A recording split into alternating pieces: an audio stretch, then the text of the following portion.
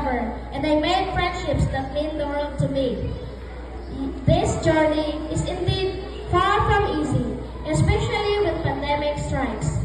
We were forced not to be able to see our friends. We were forced to transition into modular classes, and we were forced to learn at our own pace. But even then, I grew. I became so much more than I thought I would be. I found a confidence I didn't know I had. I learned to step up and lead and become limitless. To our teachers, thank you for teaching us and helping us realize our full potential. You have helped us transform into confident, capable individuals ready to embrace the challenges ahead. Beyond the lessons and textbooks, you instilled in us the values of resilience and compassion, shaping us into well-rounded individuals prepared to contribute meaningfully to the world. You nurtured our curiosity, encouraged our dreams, and believed in us even when we doubted ourselves. For your unwavering dedication and guidance, we are eternally grateful, and we will carry the lessons you taught us as we embark on our next chapter. Sa tanang hinikanan, mga lulo o lula, iyaan o gayuan, ate o kuya, ug sa tanang mga tig-amuha, labaw pa sa usang kasimpleng salamat, akong ipadayag ang akong tinuod ng pagbati sa pagpasidungog kaninyo. Sa kinder o grade 1 pa kami, matag pa mo tungkuha na mo pagalong o ikan sa eskwelahan. Hangtod miabot ang panahon sa pandemya.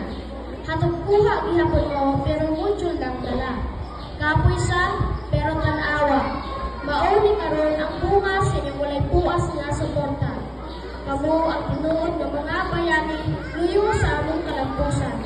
Ang inyong dedikasyon, mga sakripisyo, umulay pagkuhaduha kapag salig sa inyong mga anak o nakabadala ka nato ni hinungdangong higayon. Pagbati, ikan sa akong tibong kasing-kasing. Mainit na pagpasalamat o pagpangit sa inyong kadaugan. Among kalampusan, inyo o atong kadaugan. Sa akong mama o papa, daghang salamat sa suporta, paghihigugma, o mga sakripisyo o mga kabutlay na inyong ikaya para lang makabot ko aning puntuhan. Sa akong ate o inday, daghang salamat sa suporta, paghigugma o pagsalig sa atong abilidad. Sa akong lulo o lula, daghang salamat. Ang bata ang inyong giduyan o giatiman sa una, graduate na sa elementarya. Ug labaw sa tanan, atong dakong pagyugbo o pagdayeng pasalamat sa labaw makagagahon nga sa tanang panahon, nagagiya sa atong angayang buhaton. Nagalamdag sa atong tagsakagsa kaalimpatakan o piling mituhog sa atong lingkod ng mga una-una ang mga pagtulungan nga gihimotan sa Diyos. To my fellow graduates, congratulations to all of us. Thank you for being there for me, and thank you for the friendship that we've shared all throughout the years.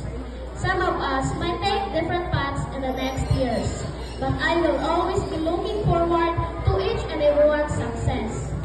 Yet, this journey is very far from ending, but today, we stand here a little taller, a little wiser, and a lot more ready to what's waiting for us as we embark another chapter of our lives.